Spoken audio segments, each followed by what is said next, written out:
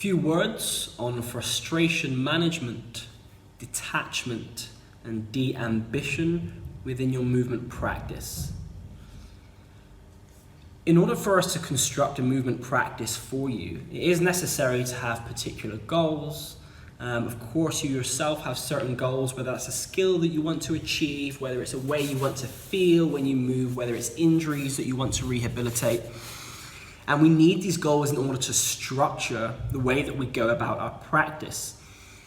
However, one thing that can often happen is that we invest too much in these particular goals. And now this is not a new idea. This is thousands of years of thought from Buddhism to Zen practices to Taoism, all these types of things.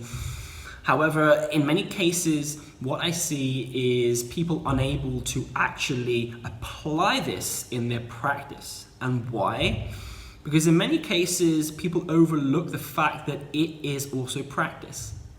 You have to practice frustration management through things such as de-ambition and detachment from some goal that you have. But of course, this then requires us to overcome the seeming contradiction between having a goal that we're going towards, but then not investing in it.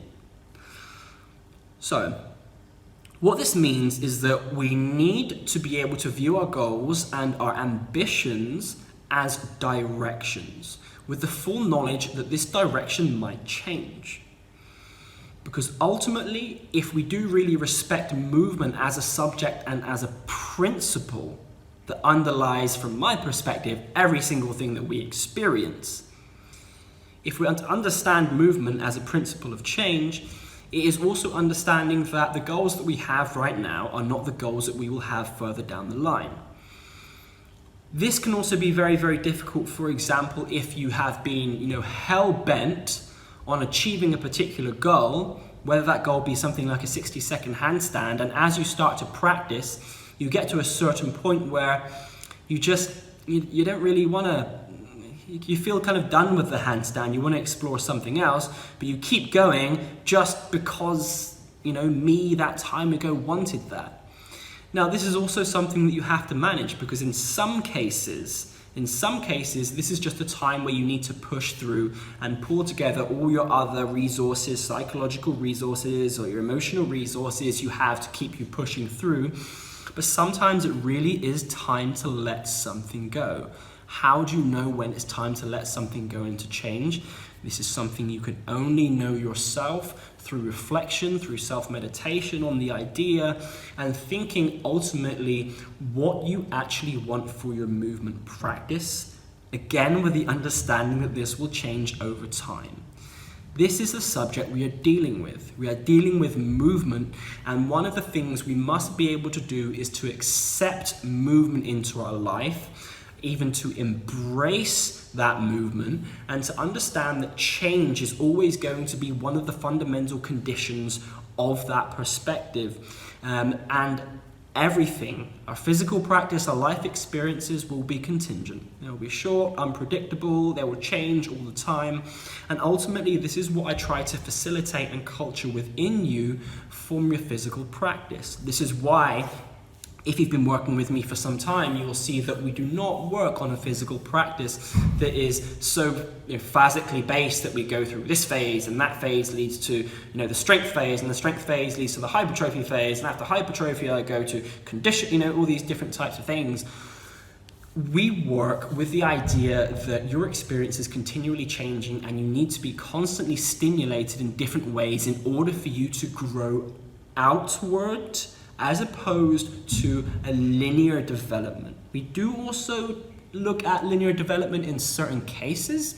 However, it's never the overarching goal of our particular practice. Frustration will come when you are not achieving something that you expect, which brings us to the point of expectation. And again, I'm not the first to speak about expectation and disgruntlement or suffering. Many ancient books you can read with regards to this, but essentially the application in your practice. Don't put movement on a pedestal. 60-second handstand, I want to get a handstand. I said this before in other places, you're just standing on your hands. It's obvious, right? A ring muscle up, what is this other than just transferring from the bottom up to the top of the rings? You know? Like, what we might consider a skill, a ring muscle up, it wouldn't even be mentioned in a gymnastics textbook because you just get up on the rings. Okay, he got up, that's it. This is not to demean or to not to make smaller your achievements when you achieve, what are some quite really profound goals, depending upon where you're coming from your historical movement practice. But I also just want to share the idea that the more you invest in this particular expectation, when something changes about it, not if, but when the conditions change, whether that's you have some hiccups along the way or you no longer feel like that's something you want to pursue, this expectation will kill your practice. It will kill your practice. It will kill your passion. You will start to feel like you're serving it rather than it is serving you.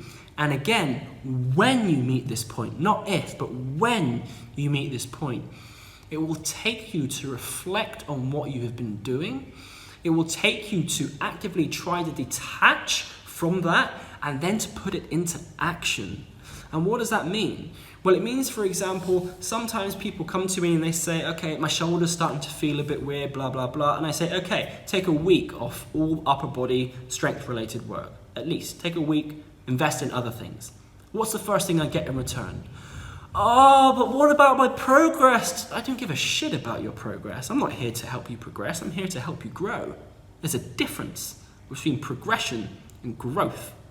Yeah. Progression is the idea of always acquiring something new in this direction. Growth is also then reflecting and learning from things you have already done as well, and it helps you grow outwards as opposed to in a linear progressive line.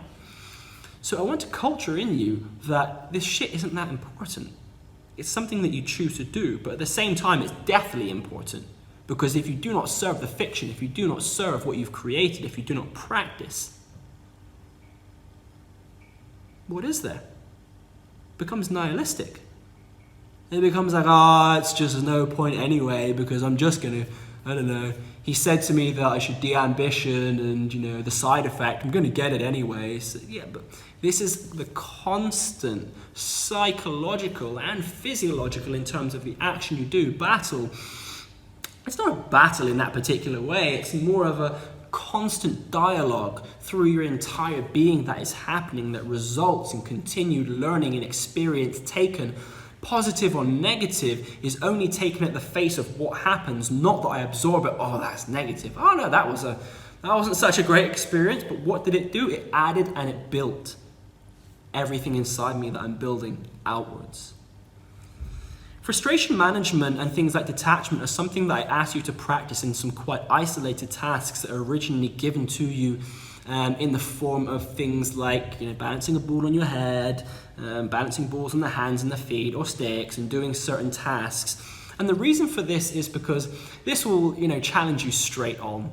It is very, very clear. You will not do this task unless you spend time doing it, and it's a frustrating task because it seems like there's no point in it. There is a point. In terms of your practice, like physiologically, there are things like motor control, fine motor control, and also object manipulation, power management, certain timing, rhythm, and these things. But unless you're able to show me that you can de-ambition enough and invest in a seemingly ridiculous task for the amount of time it takes, because everyone can do it, if you cannot show me that, I'm not going to give you projects that involve really investing in something that requires you to be detached from it, but you still need to practice it towards the perspective of a type of end goal.